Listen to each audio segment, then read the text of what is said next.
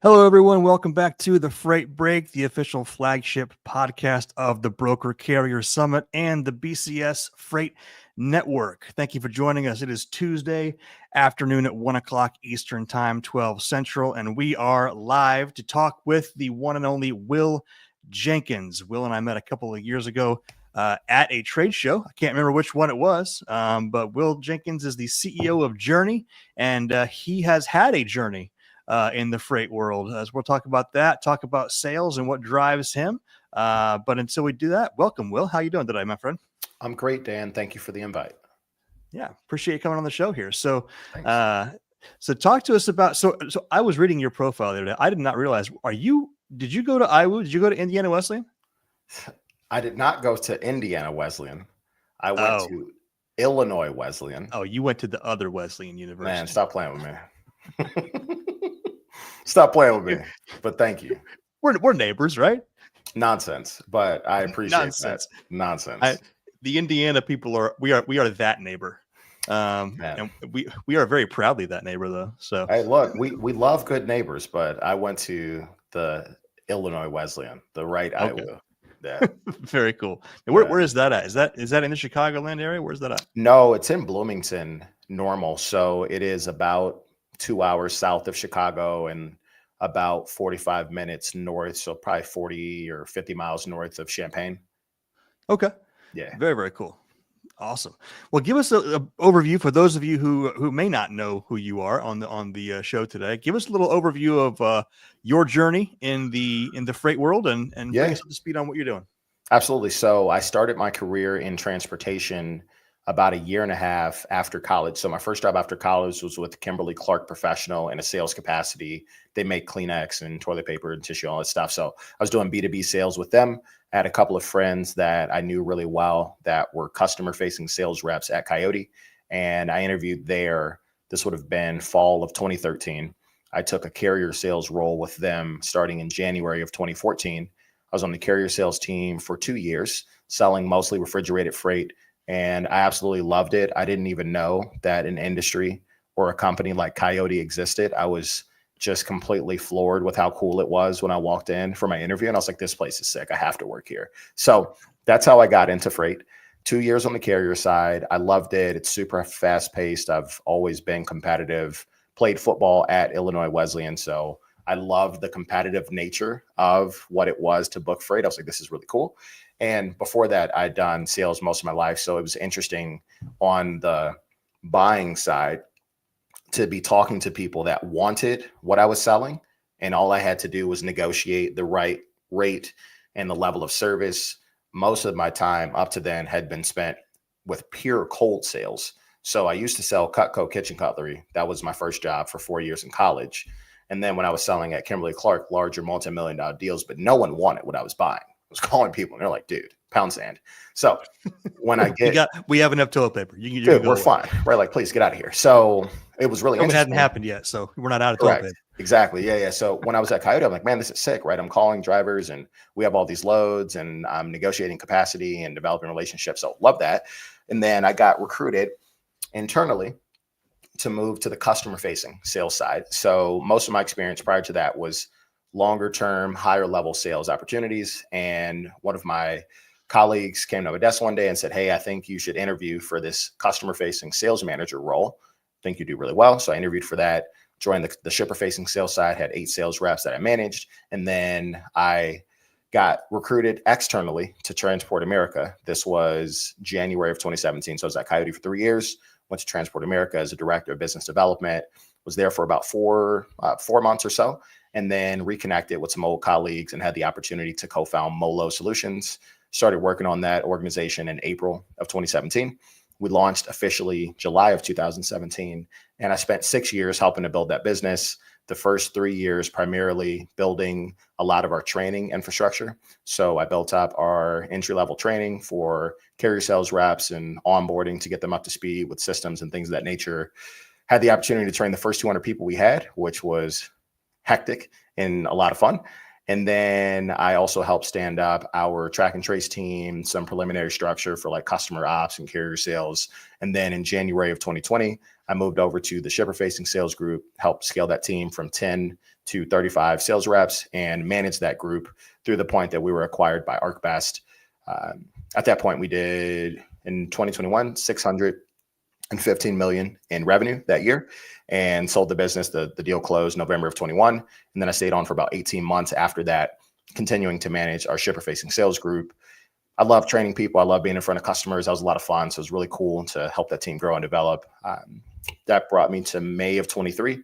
That's when I stepped away from Molo. I felt really good about what we had accomplished. There were some things I wanted to see our business be able to do, get to a particular revenue number. We did 1.25 billion in revenue in 2022, which was really cool. I wanted to see our organization be acquired, which is awesome. And so checking a couple of those boxes, and I felt really good about what we had accomplished. So I spent the summer of 23 traveling, and then I started Journey. We are a recruiting, consulting, and training company for freight brokerages. So most of my network is comprised of CEOs and owners of brokerages, as small as some of the SMB 1-2-man shops up to some of the multi-billion-dollar top 20 players. That's where a lot of my relationships lie, just being in the industry the last 11 years. So we help those organizations find the right type of talent. We help them scale and figure out how to manage the organization. So go-to-market strategy all the way through compensation structure. And I just am passionate about training. I think it's a massive gap in our space. And so we have a training platform where people can license and access our training and upskill their reps. So just a little bit of rundown of what we're up to. Very cool. Awesome. Yeah. So talk to us a little bit about, so you came from a shipper, you sold for Kimberly Clark, right? And then you moved into the freight broker space. A lot of the stories that, at least that I have heard from people who have used to work at a shipper, were working in the freight department and then decided to get into freight brokerage. What was it like going from selling commodities, selling products to selling freight? What was that transition like? I thought it was not that hard, strictly because of the experience I had selling to people and having to manage objections and handle sales cycles from a young age. I've been doing it for 6 years at that point. So to me, the transition was not that different. I actually thought it was a little bit easier, first on the carrier side and then more similar on the customer side. So the shipper facing sales side was what I would say is more aligned with my skill set up to that point, because I was calling shippers and helping my team develop a book of business, but everybody they're calling already had a solution in place, right? So like you actually have to sharpen your sales skills and figure out how to get them to want to work with you. So I didn't think it was horribly challenging, but I had to understand the industry first. So like that first 2 years in carrier sales taught me a ton about how this business works. And I probably would have struggled otherwise if I didn't understand the way freight moved. Yeah, so we got into freight around the same time. So I sold life insurance for 3 years before selling freight. Oh, nice. Talk about learning a different language. Yeah. From going into the insurance space to the freight space. But yeah, that was that's the biggest challenge that I found breaking into the freight world, is just learning the lingo and being able to navigate conversations well. Absolutely. Yeah. So what drives you would you consider yourself a salesperson first or a leader first? How do you see yourself as a professional? I don't think I can separate the sales person nature in me, because I've been in sales the last 16 years of my life. So I think that's just an inherent part of what I'm used to being responsible for. But when I look at the things I've gravitated towards, it is typically at a leadership level. So I love selling. I love building a book of business. It's a big part of sustainably growing the organization that we have here today at Journey, always in front of new customers, always adding new opportunities so that our team has a lot to be able to work on and build from.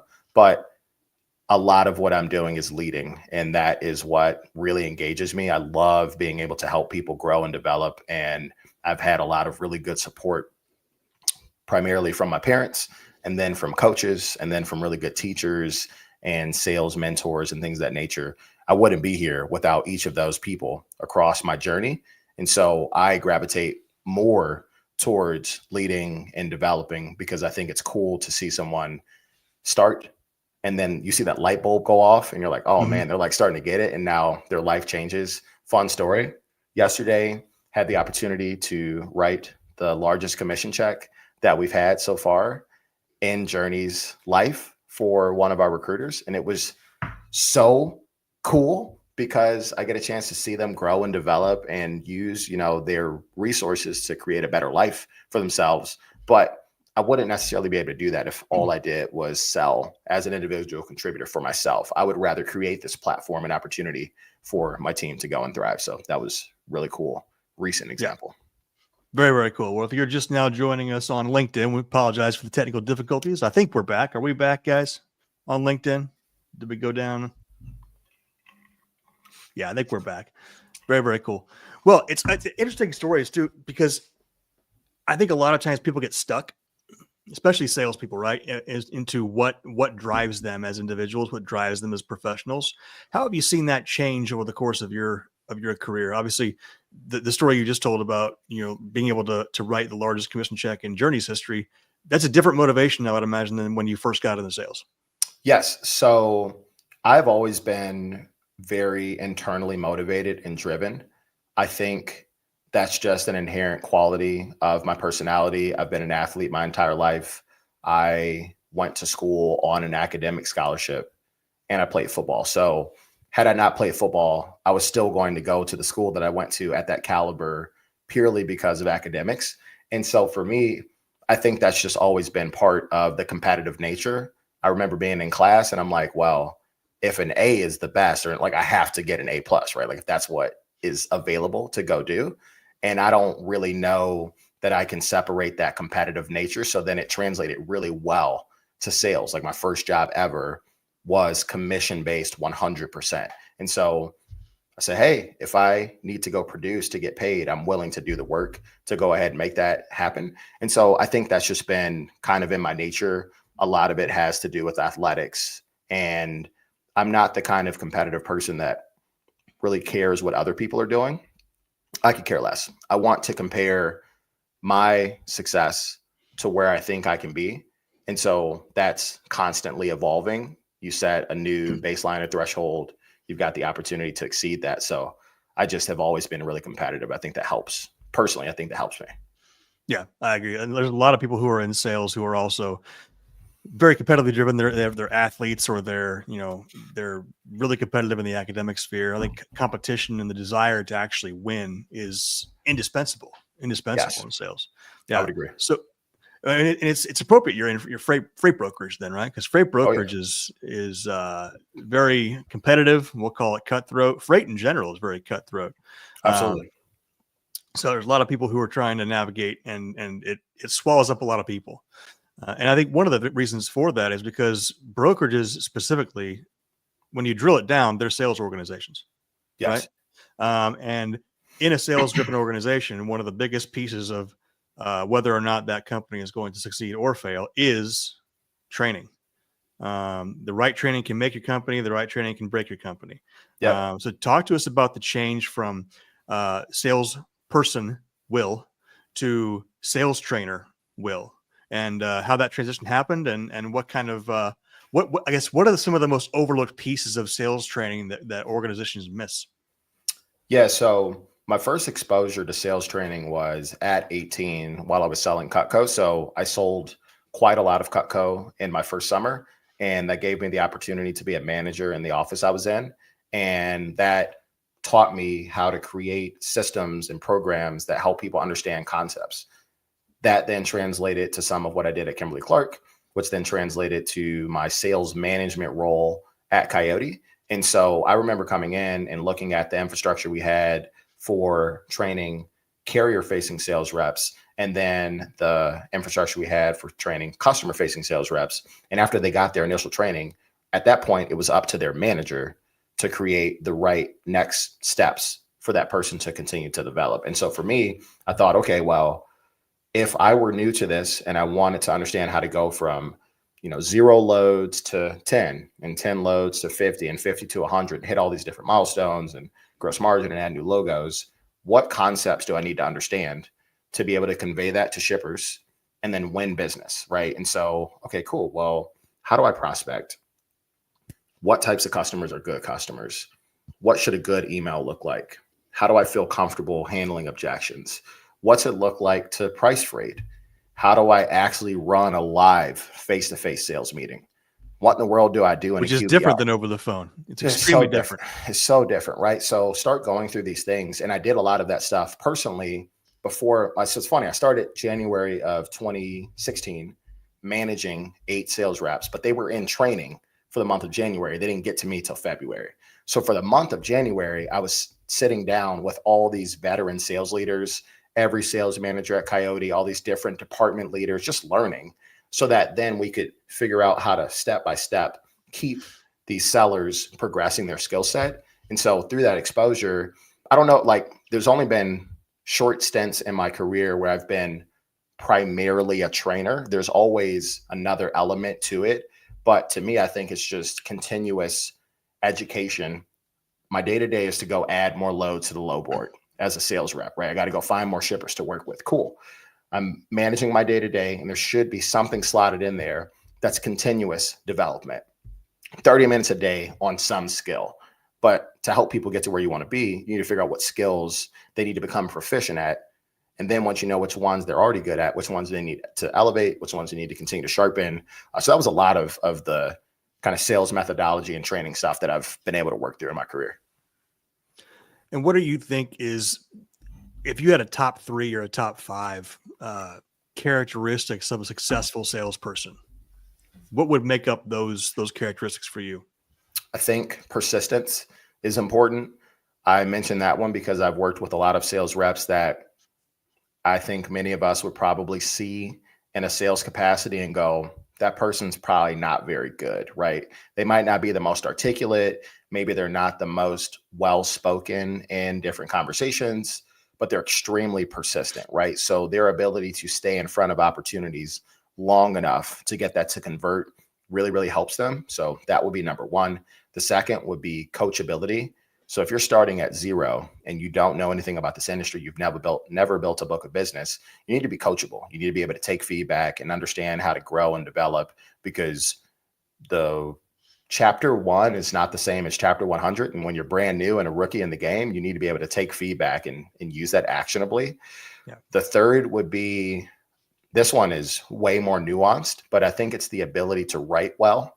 And there are going to be some people that may disagree, but a lot of sales and freight happens via email, and that email correspondence converts to a face-to-face or an actual scheduled meeting in a Zoom. And if you don't know how to write well, it's hard to get people to want to engage or have conversations. So over my career, I've seen that be more and more important. And I've also seen like really, really, really good writers not be good on the phone and crush email, and then get people to want to work with them. I'm like, I don't know, man. Like, I am a big proponent of cold calling. I think it's a big element. But if you can't write a good email that gets somebody to want to work with you, like, it's kind of tough, man. You know how this game is, dude. Like, people don't answer the calls. So you got to be able to get their attention. You got 0.4 of a second to impress the crap out of somebody on an email. And I gotta say, I forget what company it is, but I think it's the ad for the new iPhone or something where they, like, the guy's writing an angry email about his pudding, right? And he changes it to like friendly tone. Look, ChatGPT and these things, they're not going to save you on the email game. You have to actually. I agree with that one. Actually, that's a really good.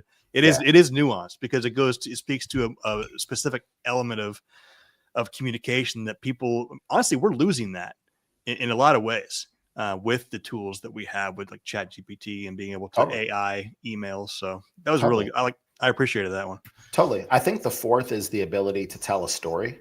So if you and I are on a call and you're a shipper and this is our first opportunity, I've got 30 minutes to talk to you about why my organization is a good fit to work with you. I need to be able to tell stories that essentially align concepts. You don't want a product and value dump. No one really cares about like you being the biggest, fastest, best. That's what everybody says. No one starts a sales call saying, hey, Dan, just so you know, we're going to give back about 20% of your freight and our on-time pick. It's going to be less than 90%. We're going to be pretty mediocre. Yeah. No one starts that way, right? We're pretty moderate at our job. We don't take ourselves too seriously over here. Listen, not a big deal. We're pretty average, right? Like we're just like super, super below par. That's just not how anyone starts calls. So if you were to call these high level service elements a standard, because everybody's going to say it, your ability to convey that through a story is the best way to build a relationship with a new prospect, because they don't really care about all this statistic type stuff. What they want to know is, who like me have you executed freight for? And can you confidently convey that with the data points? So the stats are there, but it's way better if me and Dan are having a conversation like, oh, y'all, you know what, man? I've got like 4 food service distributors that we work with. On average, we're moving 10 loads a day for them. We're going to these locations, doing these services and modes. And here's a little bit of current state, what it was before we were involved, what future state looks like. But I like weave that in a conversation. So it's not in like an interrogation. Then the person on the other end goes, oh, damn, I know, like, he might know my business, right? Like he might know what I'm talking about. So the ability to tell a story. I've had new sales reps never sell to shippers, but man, some of these sellers were really good at telling stories. So you give them good case studies and information. And I remember being on a call, this would have been August of 2021. One of our newest sellers had been a month or so, maybe 6 weeks out of training, and they were taking their first sales call with the customer. And we did a bunch of stuff back and forth. And this person learned about our internal stories.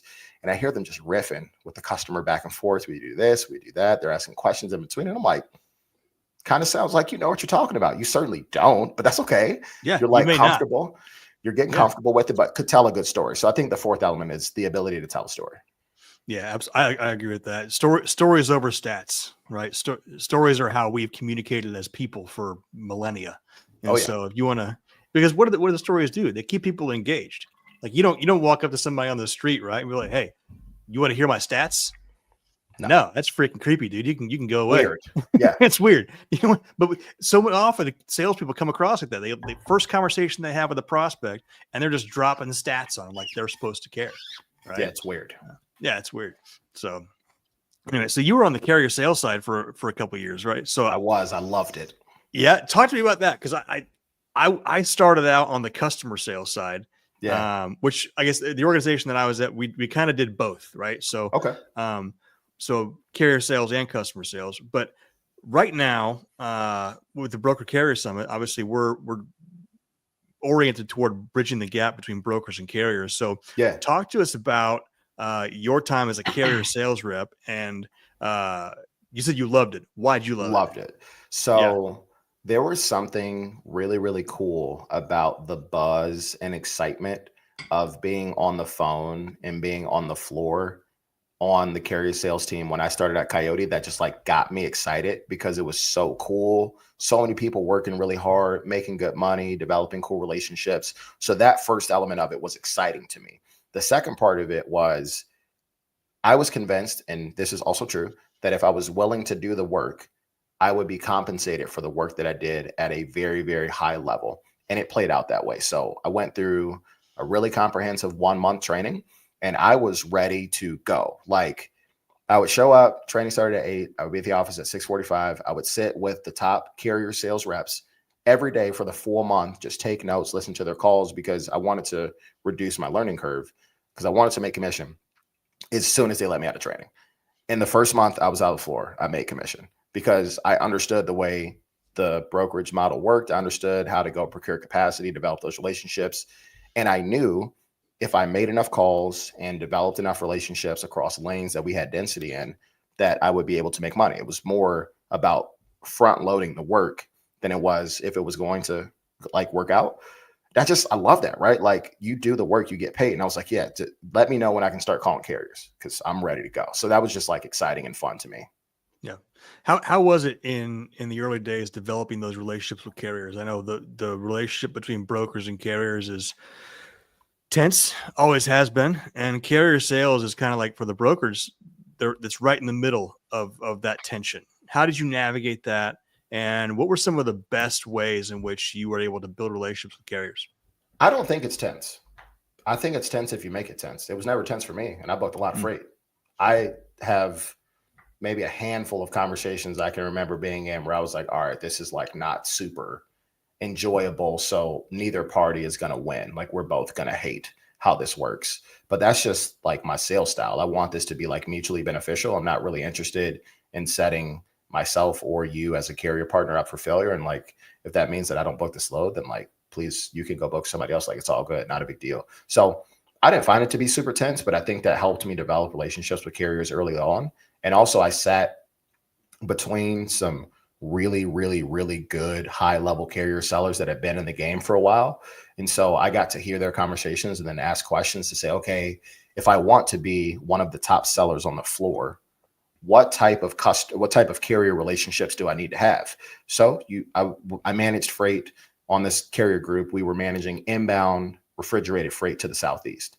So to my left, one of my buddies, Zach Canole, was a really, really high level refrigerated carrier sales rep. And he said, look, if you want to do well in the Southeast, you need to have a carrier or two in Miami, Orlando, Jacksonville, Atlanta, Savannah, Charlotte.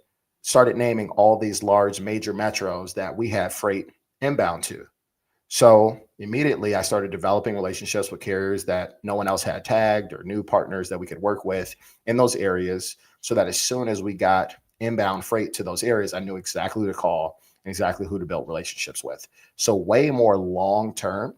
And then I learned how to understand, at least at a high level, the economics of how a carrier's business is run for them to be profitable, so that then I had more trust from a carrier partner to run their fleet. So I'm down to book a load transactionally. I'm going to book same day freight transactionally and do things of that nature because there's good loads to make and there's new relationships that you do develop. But I had like 5 or 10 fleets who ran 75% or so of their freight directly with me. And all I wanted to know was, tell me how much money you need to make on this truck, or some of what the economics of how you manage your business look like. And then I'll go find you dedicated freight. I'll pair loads together. And in the event that I'm not able to book your truck, I'm going to give you an advance notice. You go book with somebody else. But I think that gives you a distinct advantage, because now you're not just a carrier seller. You're like an extension of their business that helps them grow. Right. Absolutely. Well, and you touched on something that's very, very important. You said you learned the economics of what it costs for the carrier to operate.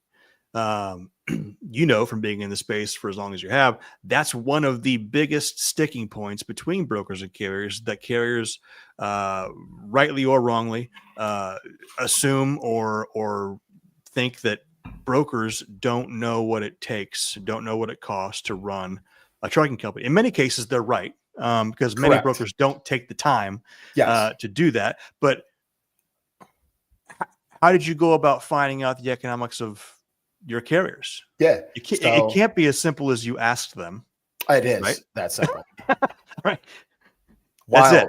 It was Secret literally sauce. that simple. Yeah. So I had really good, advanced, like high level carrier sellers that were around me, and I was listening to their conversations and then like looking at the amount of loads they were booking with a small group of carriers. And I'm like, dude, like you got like 5 carriers that run like 50 loads a month with you, or like 80. I'm like, how are you doing this? And they're like, okay, well, 50% of that is dedicated. So every month I send them their Chicago to Georgia's, and they've got capacity for them. They need that because they've got an outbound Georgia customer. So they just got to reposition those trucks. And then the other 50% of that is part of their fleet that they just let me run.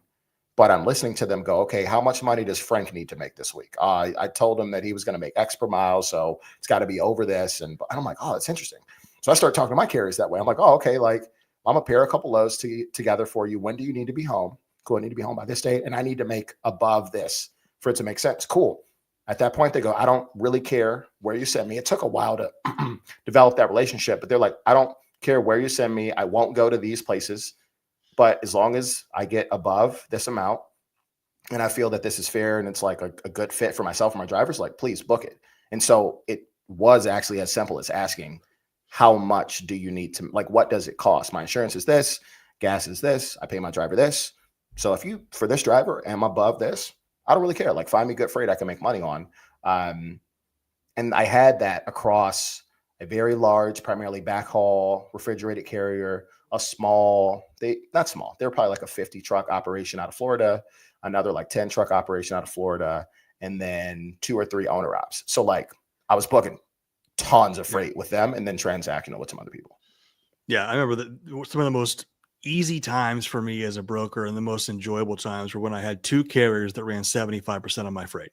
It's the best. And I would just get my loads in the morning. I would send them over to these 2 carriers, and I had a primary and a secondary. I was like, hey, primary carrier, take the ones you want, and then I'll send the rest of them down the line. And 90% of my loads, like 30 loads a week, were booked by these 2 carriers. It was the best. And here's the wonderful part about that: everybody won, and everybody was happy. Dude, I can't remember conversations where carriers were coming to me going, I think you're not paying fair. This doesn't seem fair to me, or we're not making enough money, because the conversations up front were, what do you need for this to make sense? And if it doesn't work, dude, I don't care. Go book with somebody else. I just want to be able to use your trucks when they align with what both of us need. Like, it's not good if you're underpriced, because eventually there's going to be animosity and you're going to say, oh, shoot, well, like, I don't want to work with you anymore because like this doesn't seem fair. Yeah. Well, that's one of the questions that I asked most often when I was a broker was, what do you need to get this done? Like, I don't go to the store and say, hey, I'm only going to pay you $5 for this thing. It's priced for $30. So you tell me. And again, minimal conflict between carriers, because if you ask them what they need to get it done, if they tell you a number and all of a sudden that number doesn't work, well, then it's not the broker's fault. It's all good. That was one of my biggest issues with the whole transparency conversation that's going on right now. I don't think it's the right conversation to have. I don't either. Yeah, I mean, I think all it's going to do, I don't think it's going to result in the partnership that people think it will. Because there's these occasional 20, 30, 40% margin loads, but what happens when the carrier gets the information and finds that the broker lost 30% on that load? Is that going to change things? It's not going to change anything. No. So I don't know. That's one of the frustrating parts about our industry is we don't talk with each other. We kind of just talk at each other all the time. Totally. Yeah. I'm in the same camp with that. So I'm intrigued to see how it plays out now, being on the sidelines with an ancillary freight brokerage related business. It's you just got your popcorn and sitting back like, I'm just going to watch this. I'm just hanging out. I want to see what happens. So we'll see. Yeah. Very cool. Well, talk to us when we have a few minutes left here. Talk to us about your journey since Molo, and because your exposure into the industry, your network has really just taken off. And one of the things that we talk to people a lot about at the BCS and within the network is how to build a network that is profitable for you. So talk to us about things that you consider when adding to your network, strategies, and do you utilize events? Do you utilize social media? Talk to us about some of the things you do. Yeah. So the first is building relationships with no intention for there to be a monetary gain personally. I just want to meet good people so that I have good people in my network. I don't really care if we do business together. I might be able to connect you with someone that would be helpful for you to know, that helps you further what you're working on. So the first thing is I just want to meet really good people and then keep good people close, regardless of if we can do work together. And that has been helpful. I learned that at 18, just build relationships with good people with no intention. And now a lot of those people I've known since I've been in transportation are long-term customers of ours, which is really cool because the relationship that we built when I was 23 or 24 was as friends on a carrier floor.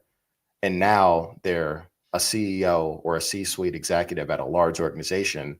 And they're like, hey, can you help us with this? I'm like, oh my gosh, I would love to, right? Like, I want to see you win. So first, just developing relationships with no intention for there to be any type of monetary gain. And then the second element, I think, is to be authentic in my personal brand. We've met in person. I'm the same guy on LinkedIn as I am on podcasts, as I am in person, which I think allows me to connect with people. And then there's going to be some people that you're drawn to more and some people that you're not. And that's okay. But as long as you're able to be yourself and be consistent, I think it makes it easier for people to connect with you. So that's a big part of I think me. that's a really overlooked part too, because a lot of people try and build a network or they try and sell to people without finding out who they are first. I think finding out, being self-aware is the most valuable thing you could do when it comes to selling and building a network. Would you kind of agree with that? Self-awareness is so important, and it's kind of like common sense. It's not too common. There are not a lot of people with a high level of self-awareness. I'll give you a funny example. I was at TIA and I was having a conversation with a really, really cool high level exec at an asset based organization. And we're just talking about life and, oh my gosh, that's really cool. And da da da da, going back for probably 10, 15 minutes. And out of nowhere, someone interjects, very salesy. It's a freight tech org trying to push their product. And I'm like, man, I can't remember being at a conference personally where I opened up with what I do and then that ended up getting me business when it was so aggressive. Like eventually we're going to talk about some of what we do and I've got to broach the subject if I'm trying to add you as a customer of mine. But first, let's just be normal people that have conversations. Yeah. And then maybe we figure out a way to do business together if there's alignment. And it was so off-putting. I was like, okay, so this is how people are selling. And I can see why it is not super hard for us to onboard business. And it may be challenging for other people because the intention is like so aggressive when really you just like need to have conversations with people. I am also just very sales forward. So by no means am I saying don't sell. I'm saying you got to be a little tactful about how you manage that conversation. Yeah, absolutely. Well, because at the end of the day, sales relationships are still relationships. And people are only going to do business with people that they enjoy being around. And so if you're always the guy pushing your product, I mean, if that's all you've got, then it's a little, not only is it one-sided, but it's a little shallow as well. So correct. Yeah. And then you asked about social media and things like that. I would advocate very much so for personal and company branding. I think there's a ton of opportunity to build what your company's brand is. But a lot of people want to know the entrepreneurs or owners behind the business because you do business with people. So together, it's a lot easier to build a sustainable funnel and create some sort of presence on the internet if you've got a strong company brand and a personal brand or a couple of people on your team that have some personal branding elements to what they do. It's been a big help for us here at Journey. Well, personal branding is extremely important. And I think people get the idea that personal branding is a good idea for the CEO or the leadership team. What are your thoughts on building a personal brand as an individual sales rep? I think every single person should have their own personal brand. That thing goes with you. The company that you work with does not own your personal brand. They also, this is going to sound aggressive, but like they don't own you. Like you're your own person, right? You're there doing your thing. Like people are going to become comfortable with who you are as a person. So I would 100% advocate for people to build their own personal brand because, you know, contrary to popular belief, like a company's not a family and you might get cut and you don't cut your family, right? That person doesn't get like fired from the family, really, right? Like you're still like related to them. Companies, it's been a rough year. Like you might not make it, right? What do you want to do? How can you protect yourself long-term if you don't have strong relationships and a personal brand that allows you to then move to another opportunity a little easier if the opportunity that you're in comes to an end, right? Like I'm a big advocate of personal branding. I think everybody should have some sort of personal brand that they're working through. Yeah. Well, I think it's especially important in the freight industry because it's so easy to burn bridges in this industry. And I think being able to navigate relationships over a long period of time, especially in freight, really, really contributes to the building of that personal brand. So you can say, hey, this happened at my company. I'm no longer employed. Who's got something? And if you have 5,000 people in your network and all of them know the quality of your character, you got 5,000 advocates out there. Now, they're not all going to act for you or on your behalf, but somebody will. Which puts a little, which if you can have your own ambassadors as a person, I mean, that's freaking gold. I agree. So very cool, my friend. Well, we're coming up to 2025. The holidays are upon us. I know we talked about family. I know we all have members of our family. We'd rather, if we could cut somebody out, we probably would. See ya. That's funny. Bye. Yeah. But what are your plans for the holidays? You sticking around Chicago? Where are you going? Yes, I'll be here in Chicago. I will be hosting. It's my mom's birthday on Christmas. She's a Christmas baby, so it's always a big deal, which is Oh, really okay. fun. Yeah, yeah. So I like to cook. I'll be cooking a ton of different food, and we'll be hanging out at the house. It'll be good. What do you cook for Christmas? So we've been on a lamb kick the last couple of Ooh. Thanksgiving and Christmases. So probably lamb. And then a couple, like my mom loves to make mac and cheese. We'll probably do like string beans, mashed potatoes. But for Thanksgiving, we did 3 different styles of lamb that I seasoned differently, a couple slow roasts, a couple other pieces. It was really, really good. So I'll probably try to find another recipe and then maybe a different cut of meat. All right, well, I'm going to self-invite myself to the Jenkins house Come eventually. through. Come through. We got a lot of food. Yeah, man. Very, very cool, my friend. Well, hey, it's always great talking with you. I'm sure I'll see you around in 2025. Yes, sir. I'll be at Manifest and TIA Yeah, and Mid America Truck Show, so I'm sure we'll see you around. beautiful. Man, And are you congrats on going to? what I was just gonna say, congrats on what you're building and your success, man. Like incredible success with your brokerage, incredible with what you're building at BCS. So it's really cool to watch and have a chance to kind of learn a little bit from what you're working through. So good stuff, man. Appreciate it. Yeah, thank you for being a part of it. We'd loved having you in Fort Worth. And are you going to make it to Indy? Yes, I will be there. Awesome, Beautiful. very, very cool. All right, dude. Catch you later. All right, take care, buddy.